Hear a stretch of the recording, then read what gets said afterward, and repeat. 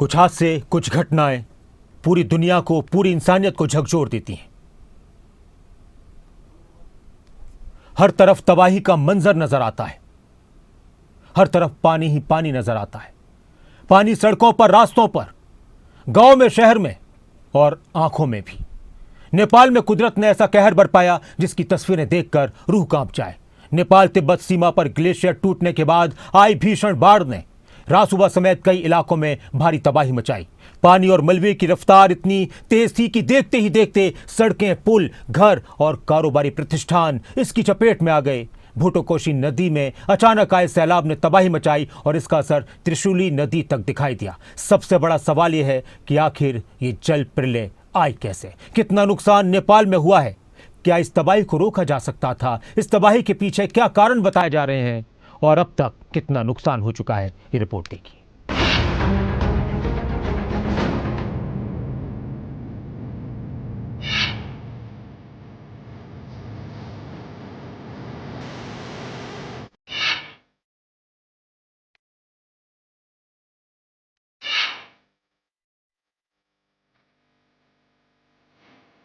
देखिए पानी के रौद्र रूप की ये तस्वीरें। नेपाल में विनाश लीला लिखने वाले पानी की मार ऐसी कि बाढ़ से हाहाकार मच गया। पानी और मिट्टी का तेज बहाव आगे बढ़ता हुआ नजर आया। पानी तिब्बत के इमिग्रेशन कॉम्प्लेक्स के ऊपर से आता हुआ दिखा। चंद मिनटों में सब कुछ उजड़ गया। ये तस्वीरें पहाड़ों के बीच आता पानी और मलबे की ऐसी लहर जो अपने रास्ते में आने वाली हर चीज को निगलती चली गई। नेपाल का रसुआ जिला भोटेकोशी नदी अचानक उफान पर आई। देखते ही देखते नदी का पानी आसपास के इलाकों में फैल गया। घरों से लेकर कारोबारी, बिल्डिंग, सड़क, पुल, सब जगह भारी नुकसान पहुंचा। जहां कुछ घंटे पहले जिंदगी आम थी, वहां सिर्फ कीचड़, पत्थर, तबाही का मंजर है। भीषण फ्लैश फ्लड ने तबाही की ऐसी तस्वीरें छोड़ी हैं जिन्हें देख रोंगटे खड़े हो जाएं। तस्वीरों में कहीं पूरा इलाका मलबे में तब्दील नजर आ रहा है, तो कहीं सड़क, पुल, इमारतों का नामो निशान मिट चुका है। रासुआ से लेकर भोटेकोशी और त्रिशूली नदी के किनारे तक सैलाब ने भारी तबाही मचाई। सबसे खौफनाक बात ये कि पानी का ये रौद्र रूप बेहद तेजी से आया। लोगों को संभलने का मौका भी नहीं मिला। सैलाब ने छोड़े तबाही के निशान, कीचड़ में दबी इमारतें। नेपाल की इस तबाही में कई लोगों के शव बरामद हुए हैं। कई लोग मलबे में लापता हैं। कई भारतीय भी लापता हैं। 13 से 14 हाइड्रो पावर प्रोजेक्ट्स को नुकसान पहुंचा है। कई जगह बिजली पानी की सप्लाई ठप है। रिहायशी इमारतें और होटल मलबे में तब्दील है। कई जगह सड़क, हाईवे संपर्क खत्म हो चुका है। 35 से ज्यादा बड़े मोटर पुल बह गए। 45 सस्पेंशन ब्रिज सैलाब में बहे हैं। नेपाल तिब्बत सीमा पर स्थित इंटरनेशनल पोर्ट तबाह हो चुका है। नेपाल का नुवाकोट के देवीघाट में बाढ़ के बाद जगह जगह मलबा और तबाही दिखाई दे रहा है। बाढ़ का पानी खत्म होने के बाद मलबे में तबाही के निशान नजर आ रहे हैं।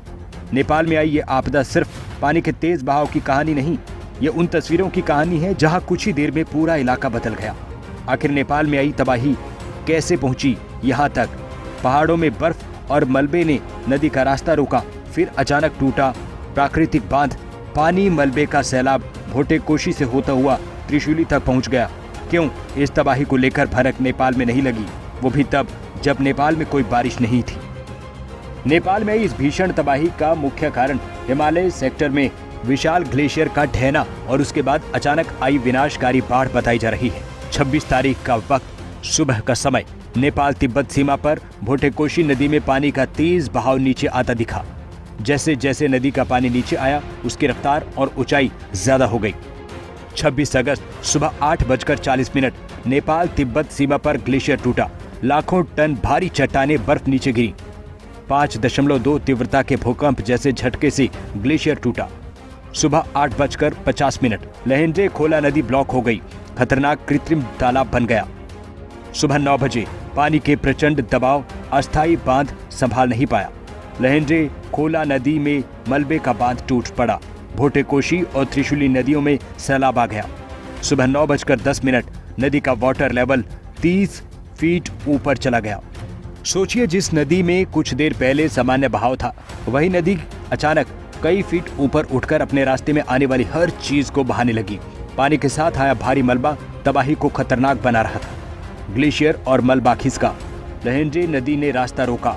अस्थायी बांध बना, पानी का दबाव बढ़ा, बांध टूट गया और फिर भोटेकोशी से त्रिशूली तक पहुंच गया तबाही का सैलाब।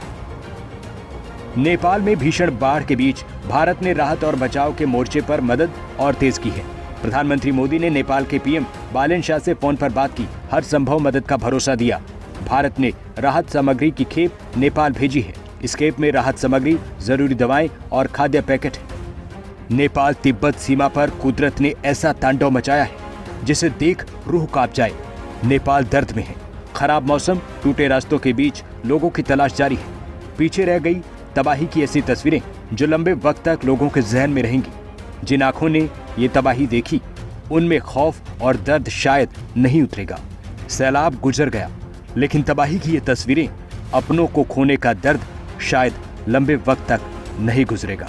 ब्यूरो रिपोर्ट, खबरें अभी तक।